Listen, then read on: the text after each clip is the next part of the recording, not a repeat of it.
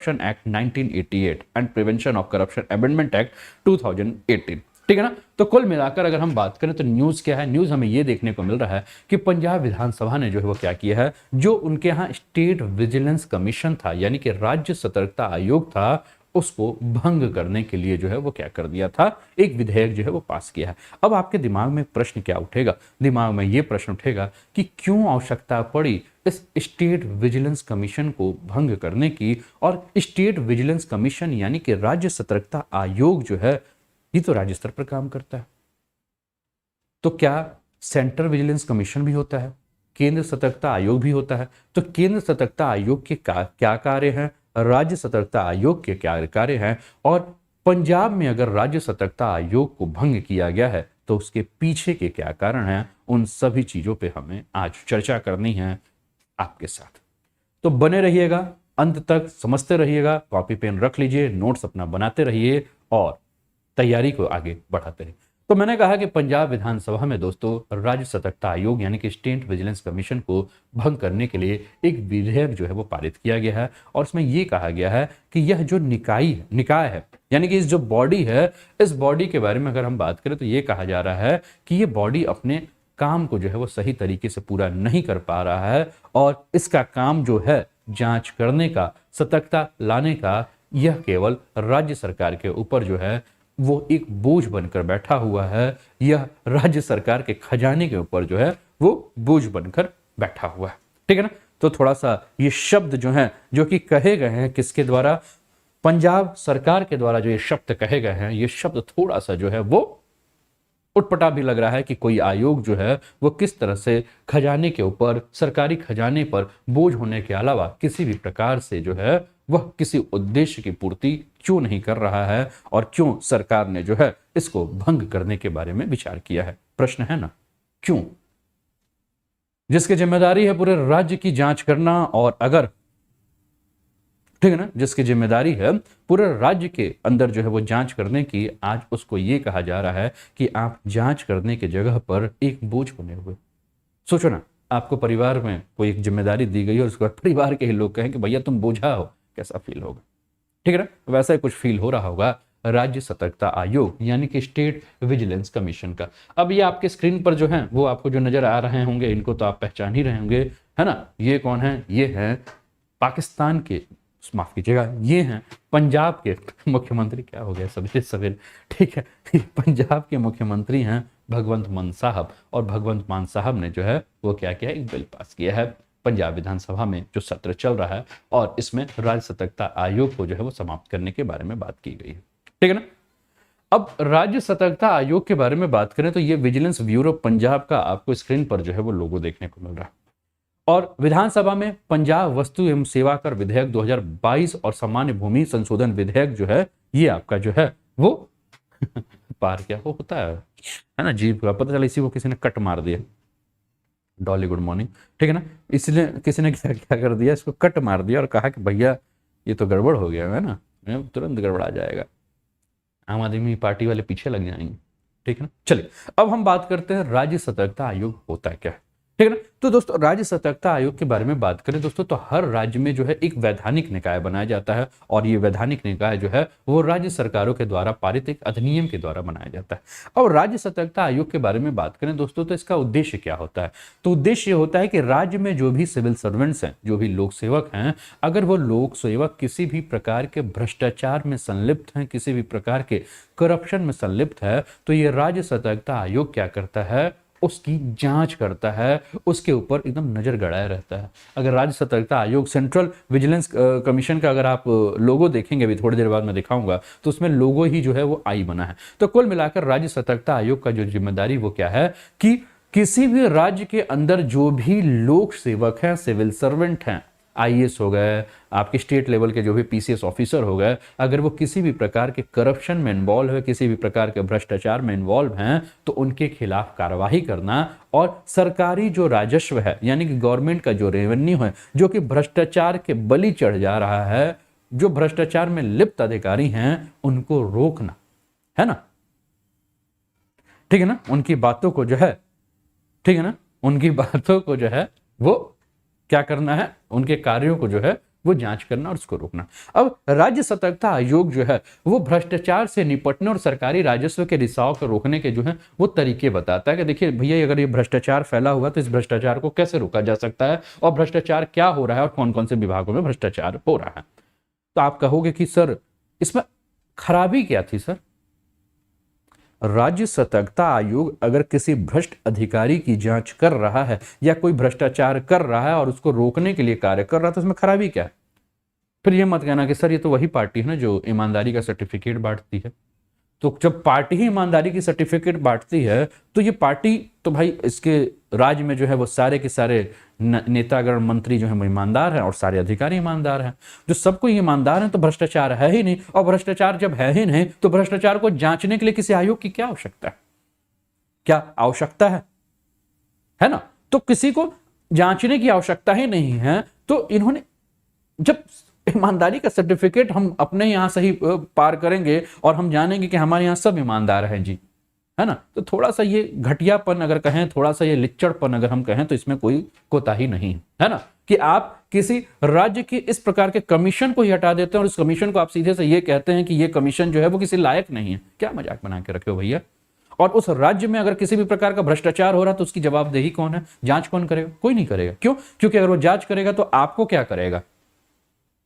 सीधे खोल के रख देगा, है ना, आपका पूरा जो है वो धागा खोल के रख देगा कि आप कितने भ्रष्ट हैं और क्या चीज है। तो कुल मिलाकर अगर हम बात करें तो थोड़ा सा राजनीति से दूर होते हुए वो होता है कि अंदर से निकल आता है कभी कभी, लेकिन कुल मिलाकर अगर बात करें तो सिंपल सी जो बात है ये वही बात है कि हम जानते हैं कि हम हैं। जैसे होता है ना, एक परिवार में कोई रहे और वो कहे कि मेरे परिवार में तो सब ईमानदार हैं जी, है ना, और पता चला कि उस परिवार में कोई करप्शन कर भी रहा है तो हम क्या कहेंगे कि करप्शन करने वाले को भी हम कहेंगे कि नहीं नहीं, करप्शन कर हमारे यहाँ तो कोई करप्शन नहीं करता है, हमारे यहाँ सब ईमानदार जी है ना, कोई चोरी भी कर नहीं नहीं, चोर नहीं है वो, बिल्कुल चोर नहीं है ना, वो क्या है, वो चोरी किया ही नहीं, वो चोर शब्द आप उसको गलत बोल रहे हैं, वो ईमानदार है। तो कुल मिलाकर अगर हम बात करें, ठीक है ना, ठीक है ना, बहुत ठीक है ना, तो सिंपल सी जो है वो चीज है। अब राज्य सतर्कता आयोग का काम क्या है? तो राज्य सतर्कता आयोग का जो काम है कि कोई भी आपराधिक मामला जो है, ठीक है ना, चाहे वो भ्रष्टाचार से हो, चाहे धोखाधड़ी से हो या किसी भी अपराध से, वो क्या करेगा, उनकी जांच जो है वो सरकार क्या कहेगी, भैया जांच करो। अब सरकार किससे कहेगी जांच करो, करते रहो। इसके अलावा भ्रष्टाचार में कोई भी अगर अधिकारी मंत्री कोई भी संलिप्त है तो उसको छापा मारेगा और रंगों हाथ पकड़ने का प्रयास करेगा, ठीक है ना। इसके अलावा सतर्कता विभाग के द्वारा जो भी जांच होगा उसको फाइनल करेगा। तो सरकार के अंदर जो भी भ्रष्टाचार है, जो भी सरकारी धन का जो है एक तरह से अगर हम बात करें सही तरीके से यूज नहीं हो रहा है, या जो भी आपका राज्य का रेवेन्यू है सरकार के उपयोग के लिए जो भी राजस्व है, ठीक है ना, उसका अगर सही से प्रयोग नहीं हो रहा है, उसमें भ्रष्टाचार है, तो ये बिना बताया जाएगा छापा मारेगा, रंगे हाथों पकड़ेगा और बोलेगा कि देखिए फलाना अधिकारी या फलाना मंत्री जो है वो क्या है, आपके भ्रष्ट है ना, फलाना अधिकारी और फलाना मंत्री क्या है, आपके भ्रष्ट हैं, और इसी पे जो है वो बात करेगा, ठीक है ना, इसी पर जो है वो क्या करेगा, पूरा का पूरा जो है वो बात करेगा।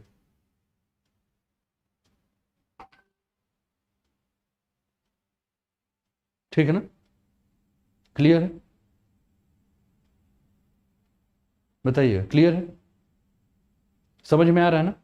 दीपक श्रीवास्तव कह रहे हैं बहुत सही लेखपाल लाएंगे। दीपक को एक मुद्दा मिल गया है ना तो इसको जो है फटाफट जो है वो शेयर भी मारते रहिए क्लासेस को, ठीक है ना। तो संबंधित चीजें क्या हैं? अच्छा, अब एक चीज और भी ध्यान दीजिए। अब सरकार जो है वो क्या करेगी, माफ कीजिएगा, ये संस्था जो है, आयोग जो है वो क्या करने का काम था कि ये कार्रवाई करे, रंगे हाथ जो है वो पकड़ने का जो है वो काम करेंगे। और साथ में ही अगर हम क्या बात करेंगे कि जिस अधिकारी के यहाँ जांच करेंगे, ठीक है ना, और उसको अगर जांच करेंगे कि देखिए भैया ये इन्वॉल्व है कि नहीं इन्वॉल्व है, उसके बाद उसको अनापत्ति प्रमाण पत्र देंगे कि नहीं नहीं ठीक है, ये इन्वॉल्वमेंट नहीं है, ठीक है ना, इसका जो है वो सही है, ठीक है ना, ये अधिकारी जो है वो क्या है, इन्वॉल्व नहीं है, ये सही है, बिल्कुल ईमानदार है। तो आपके दिमाग में ये होगा कि सर ये अनापत्ति प्रमाण पत्र जिसको कि हम एनओसी कहते हैं, ये एनओसी की आवश्यकता क्या है? तो एनओसी की आवश्यकता किसी भी अधिकारी के लिए क्या पड़ती है कि वो अपने कार्यकाल में जो है वो साफ सुथरा है, उसकी छवि जो है साफ सुथरी है, इसलिए प्रमोशन में जो है उसे किसी भी प्रकार का मामला मतलब प्रॉब्लम ना। तो एनओसी जो कहां से देने को मिलेगा, इस आयोग से मिलेगा। उससे ये पता चलेगा कि भैया ये काम में सही, तो इसका प्रमोशन जो है रोका जाए। माफ कीजिए, प्रमोशन जो है वो आगे बढ़ाया जाए, है ना, और किसी भी प्रकार से लिप्त है तो प्रमोशन रोक दिया जाए। इसके अलावा रिटायरमेंट के मामलों में, इसके अलावा सरकार के द्वारा जो अगर किसी कर्मचारी का जो पासपोर्ट बनाया जाता है उसके मामले में, और इसके अलावा अगर डेपुटेशन पे जा रहा है तो उस मामले में। तो अब सरकार कह रही है कि भैया जब हम खुद ईमानदारों की पार्टी हैं, हम खुद जब सर्टिफिकेट बांटते हैं और हम एक तरह से जो है वो वर्तमान समय में एक ऐसी गंगा मां है जिसमें जो भी आएगा सभी नहा के पवित्र होके जाएगा, तो क्या जरूरत है ना, जब मां गंगा जो है वो सीधे बह रही हैं एक पार्टी के रूप में, और कोई भी आएगा और इस पार्टी को ज्वाइन करके जो है वो ईमानदार हो जाएगा, या कोई भी आएगा इस पार्टी के अंदर कार्य करके ईमानदार हो जाएगा चाहे अधिकारी के रूप में, तो किसी संस्था की क्या आवश्यकता है जो एनओसी दे, हम खुद एनओसी देंगे। ये बोझ है, ये सरकार के ऊपर जो है बवाल, इसको हटाइए, है ना। तो कुल मिलाकर जो है देखिए, मजाकिया लहजे में जो मैं बातें कह रहा हूं आपसे, उस बातों का कभी मर्म समझिएगा। आप एक ऐसी संस्था को हटा रहे हैं जो कि संस्था उस राज्य में भ्रष्टाचार को रोकने के लिए काम करेगी, है ना। तो ये कुल मिलाकर आप समझ ही रहे हैं कि क्या हो रहा है ना। मजाक के लहजे में मैं बहुत बड़ी बड़ी बातें जो है वो सीधे कह रहा हूं, ठीक है ना। तो इस प्रकार के जो है वो क्या है, एक कार्य होंगे। अब सरकार की ओर से अगर कोई भी कार्य किए जा रहा है या परियोजना है, तो उन परियोजना के जांच करने कि उस परियोजना की गुणवत्ता क्या है, वो मानक पे है कि नहीं है, ये काम किसका था, विजिलेंस कमीशन का था, हटा दीजिए, है ना। तो कुल मिलाकर आप क्या देख रहे हैं कि कुल मिलाकर जो है वो घिसापिट जो है वो चल रहा है, ठीक है ना। अब ये सारा चीज जो हमें देखने को मिल रहा है, इंटरनल कंट्रोल विजिलेंस का क्या काम है, corporate governance, ethical standard, accountability, transparency, है ना, यानी कि पारदर्शिता हो, जवाबदेहिता हो, एथिकल आपका जो है वो स्टैंडर्ड्स है, ये सब जो है वो जांच करने की इसकी जरूरत है, ठीक है ना। और जांच करके ये क्या करेगी, जांच करके ये जो भी आपके राज्य सतर्कता आयोग है वो क्या करेगी, जांच करेगी, और साथ में जितने भी पुलिस थाने में जो भी आपराधिक मामले हैं उसके संबंध में भी जो है वो जांच करेगी कि अधिकारी जो है उस मामले को जो है वो किस प्रकार से लेकर चल रहे हैं, ठीक है ना। इसके अलावा अगर हम बात करें दोस्तों, तो पुलिस स्टेशन पे तैनात या उस क्षेत्र में तैनात कोई भी एसपी हो, डीआईजी हो, या पुलिस स्टेशन के प्रभारी अधिकारी के रूप में जो भी काम करेगा, वो अपने कर्तव्यों का किस प्रकार से पालन कर रहा है, सही तरीके से पालन कर रहा है या नहीं कर रहा है, ये भी जांच जो है वो इसी का, ठीक है ना। अब प्रश्न ये उठता है कि क्या पंजाब सरकार के द्वारा राज्य सतर्कता आयोग को समाप्त करना उचित है, ठीक है ना। तो उत्तर यही होगा कि अगर आपके अंदर डर ही ना हो कि मैं चोरी करूंगा, भ्रष्टाचार करूंगा, कोई गलत काम करूंगा, अपनी अकाउंटेबिलिटी नहीं रखूंगा, अपनी ट्रांसपेरेंसी नहीं रखूंगा, तो मुझे कौन पकड़ेगा। तो जब आपके अंदर डर नहीं होगा तो आप क्या हो जाएंगे, आप करप्ट हो जाएंगे, और करप्शन होने के बाद जो है वो क्या हो जाएगा आपका, ठीक है ना। मतलब आपके ऊपर कोई है ही नहीं। आप समझिए कि आप उस घर परिवार के सदस्य बन चुके हैं जिस परिवार के अंदर जो है जिसको जो मन करता है वो कर रहा है, और परिवार में उसको कोई रोक टोक करने वाला है नहीं, है ना। तो कुल मिलाकर हम बात करें तो अगर ये समाप्त हो जाएगा तो क्या होगा, विभागीय भ्रष्टाचार में वृद्धि हो सकती है, ठीक है ना। इसके अलावा अगर हम बात करें तो निगरानी के अभाव में जो है हर अधिकारी अपने व्यक्तिगत लाभ के लिए जो है वो काम करेगा, और धन और सरकारी जो भी संसाधन है उसका क्या करेगा, दुरुपयोग करेगा। तो ये हटना नहीं चाहिए, जैसा कि मुझे लगता है। आप कमेंट करके बताइए कि आपको क्या लगता है।